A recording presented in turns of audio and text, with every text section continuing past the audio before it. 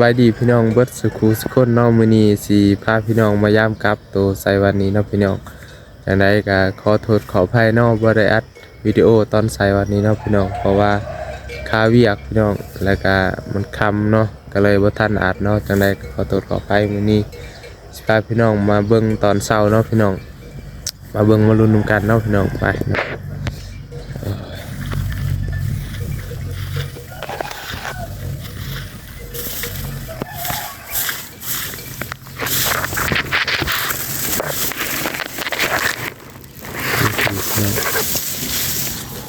ว่าตีสิบ่ถึกประตูเนาะกับ15หลังเนาะใส่ปะเลยอันนี้โอ้ลั่นซีพี่น้องโอ้พี่หอยมันกินบอลพี่น้องป้าโถ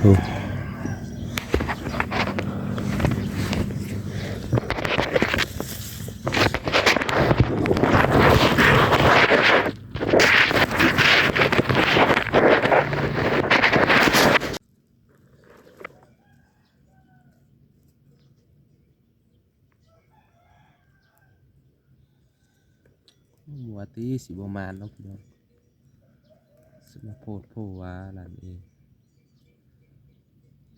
คือว่าใส่คักนะเนาะ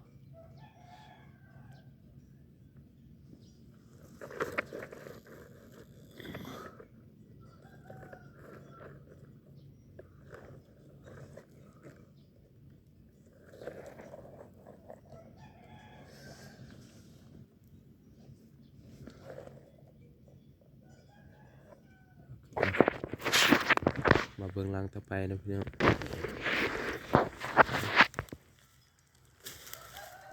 หลังตัวนี้ก็สิว่าบ่ถือโอ้โหนี่เนาะเบิ่งส่งบ่ว่าตีสิบมานเนาะ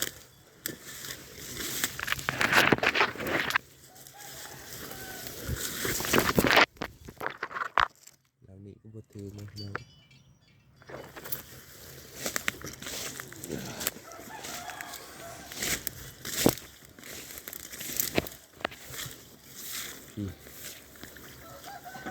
พี่หลังนี้ก็บ่ถือพี่น้องเฮ้ยเนาะ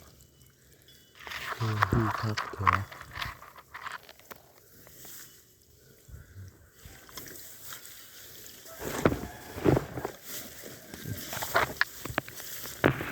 จะมิดจีรี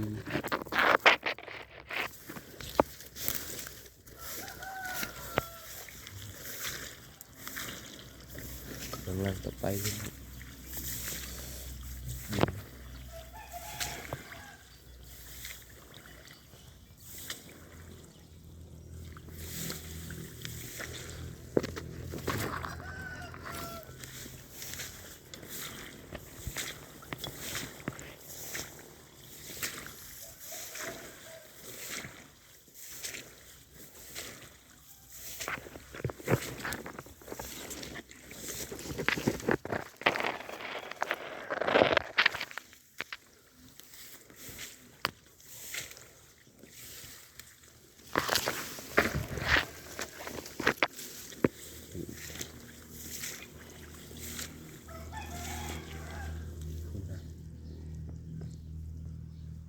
หลังนี้บ่ถือนะ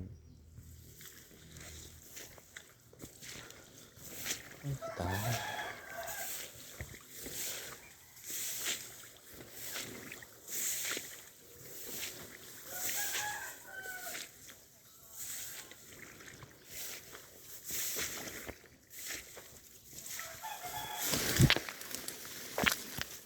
โอ้หลังนี้เรียบร้อยพี่น้อง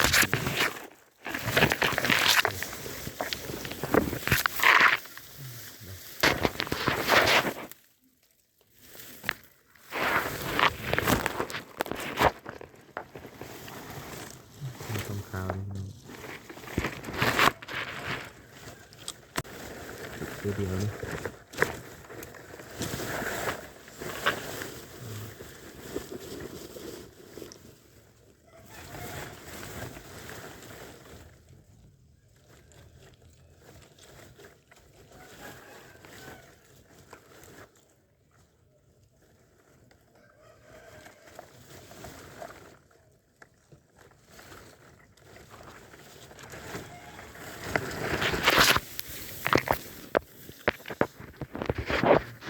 ห้องกันเลยนะเพื่อน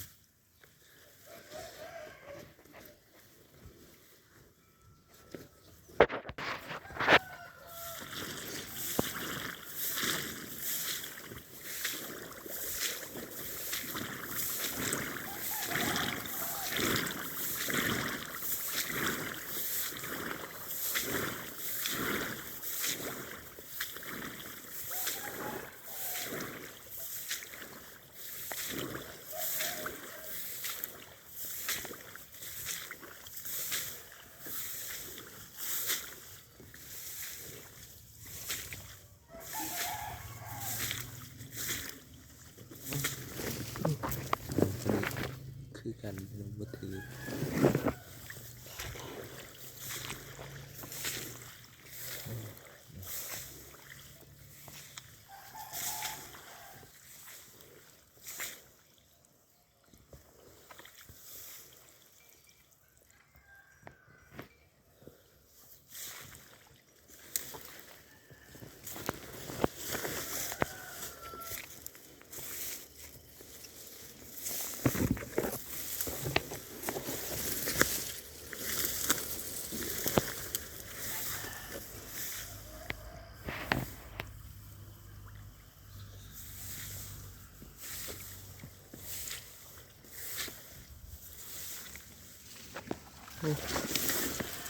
ลอยนี่นะ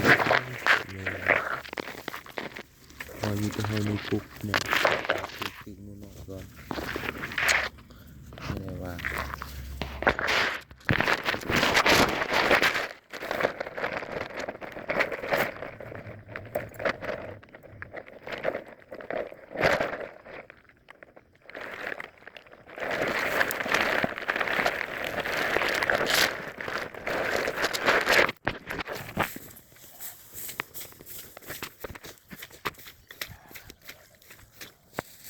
ไม่ใช่ยืดเยอะนี่ปะ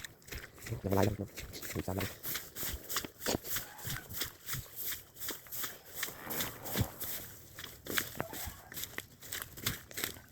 ีมีตัวดี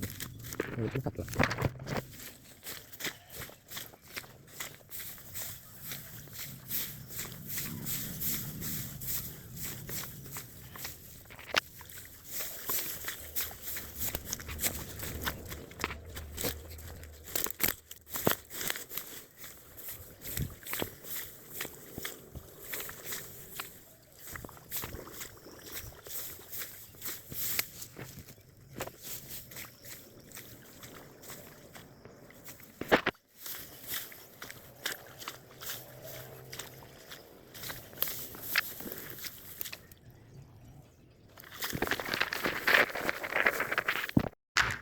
มื้อนี้บ่มาเนาะพี่น้องได้แต่2 ตัวเนาะ